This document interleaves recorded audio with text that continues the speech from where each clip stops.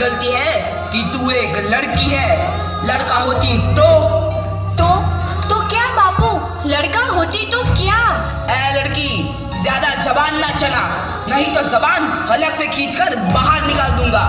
बापू, मैं पढ़ लिख कर कुछ बनना चाहती हूँ, मेरी पढ़ाई ना रोको बापू। आनंदी, तुझे पढ़ना है तो पढ़, लेकिन सारी उम्र बाप की छाती पर यूं बोझ बनकर ना बैठ। पर बापू, अभी तो मेरी उम्र पढ़ाई लिखाई की है, मुझे पढ़ लिख कर डॉक्टर बनना है। पढ़ाई पढ़ाई पढ़ाई, आज तो तेरी किताबों का काम तमाम करके ही छोड़ूंगा। ये ले। नहीं बापू, मत फाड़ो बापू। सॉरी।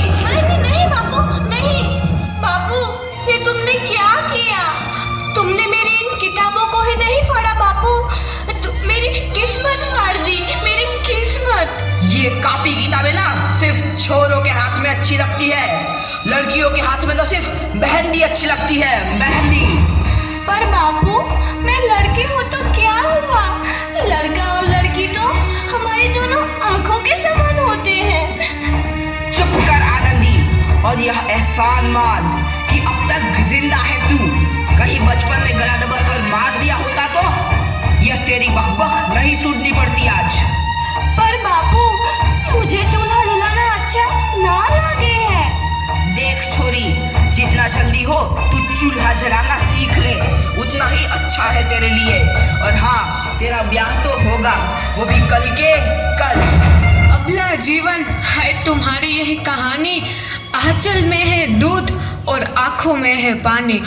मुझे माफ कर दे बेटी, तेरे बापू के जिद के आगे मेरी एक न चलेगी। माफ कर दे बेटी, मुझे माफ कर दे।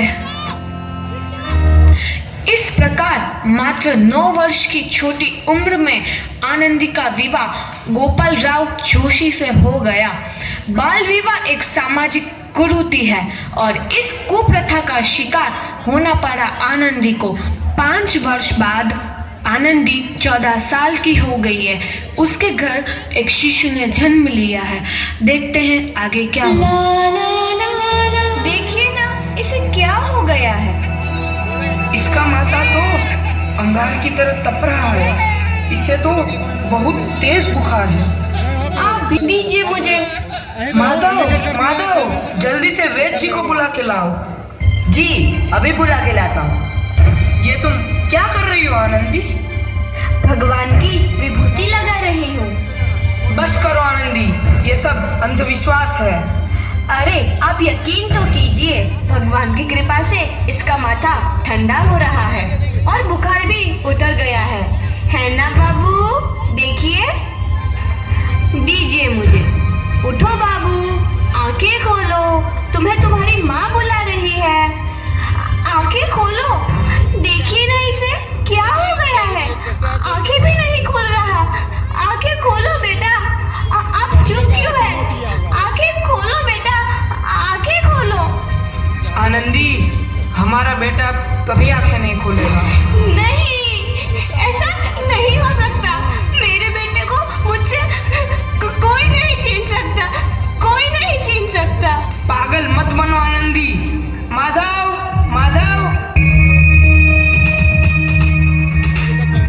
आनंदी, बंद करो ये पागलपन। भगवान ने मेरा बच्चा छीन लिया। भगवान ने नहीं, तुम्हारी अशिक्षा और अंधविश्वास ने तुम्हारा बच्चा छीना है। अगर तुम पढ़ी लिखी होती तो आज हमारा शिशु जीवित होता। तुम अनपढ़ थे आनंदी, अनपढ़। नहीं, अब मैं अनपढ़ नहीं रहूंगी मैं अनपढ़। मैं पढ़ूंगी ताकि कल किसी और आनंदी को इलाज के अभाव में अपना बच्चा ना खोना पड़े।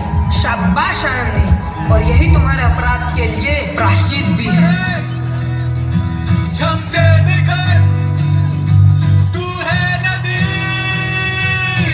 आनंदी, तुम्हारी 12वीं का परिणाम आ गया है। तुमने पूरे कॉलेज में प्रथम स्थान अर्जित किया है।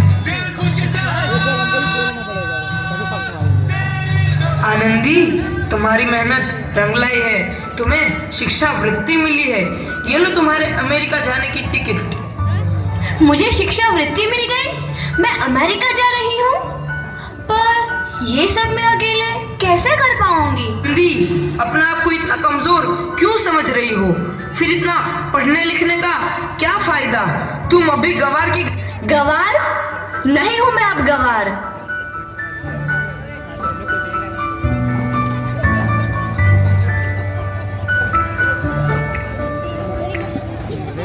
तो इस प्रकार 7 अप्रैल 1883 को आनंदी अमेरिका के पेंसिल्वेनिया के लिए रवाना हुई और 3 साल बाद उन्होंने डॉक्टर ऑफ मेडिसिन की उपाधि प्राप्त कर ली। इधर आनंदी के पिता की तबीयत बहुत खराब है। आगे क्या होता है देखते हैं। लगता है अब मेरे जाने का समय आ चुका है। अब मैं नहीं बचूंगा। ऐसा मत बोलो। शहर के सिटी हॉस्पिटल में अमेरिका से डिग्री लेकर कोई बड़ा डॉक्टर आया है। एक बार वहां चलकर दिखा लेते हैं। हाँ, सही बोला भैया। कम से कम दिल को तसल्ली तो मिल जाएगी। हाँ हाँ, चलो चलो जल्दी हॉस्पिटल चलते हैं।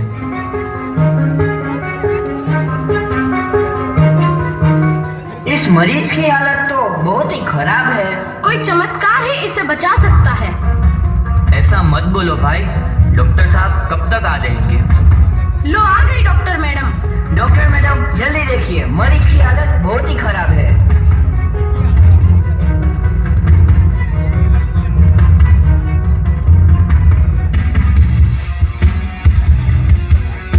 अब आप बिल्कुल ठीक हैं।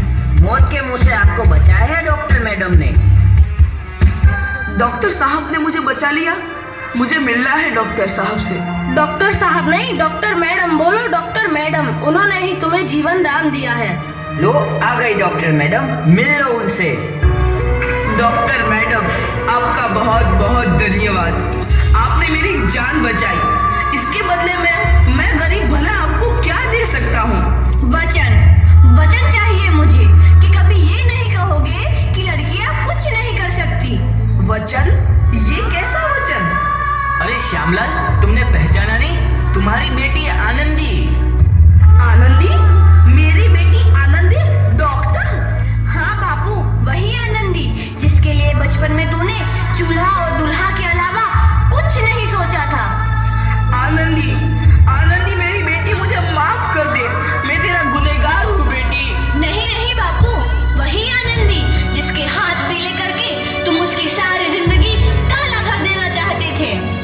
माफ कर दे मुझे मेरी बच्ची, माफ कर दे। मैं तेरा अपराधी हूँ मेरी बच्ची, माफ कर दे।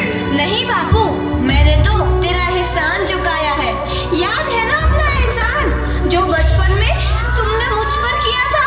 ताने सुना सुना कर जीते जी मार डाला था मुझको। अब बोल, और किस किस को मारेगा?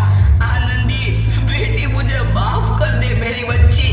मैं तेरा गुनहगार हूँ। बापू, आपने ही तो बोला था किताबें सिर्फ बेटों के हाथ में अच्छी लगती है, बेटियों के हाथ में तो सिर्फ मेहंदी।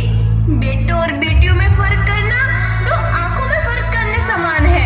एक का पढ़ना और दूसरे का ना पढ़ना सामाजिक अंधकार है बापू, सामाजिक अंधकार। उपकार मांगता हूँ मैं तुझ जैसी बेटी का, जिसने सारी उम्र मुझसे कुछ ना मांगा। मांगा तो सिर्फ बराबरी का दर्जा। वरना सच तो यह है कि मैं तेरी माफी के लायक भी ना हूँ। मुझ जैसा बाप तेरी बराबरी कर सके, उसके मैं लायक भी ना हूँ मेरी बेटी, लायक भी ना हूँ। अपने बापू को क्या माफ नहीं करोगी आनंदी? माफ कर दो आनंदी, माफ कर दो। सुबह का भूला यदि शाम को घर लौट आए तो उसे भूला नहीं कहते। बापू।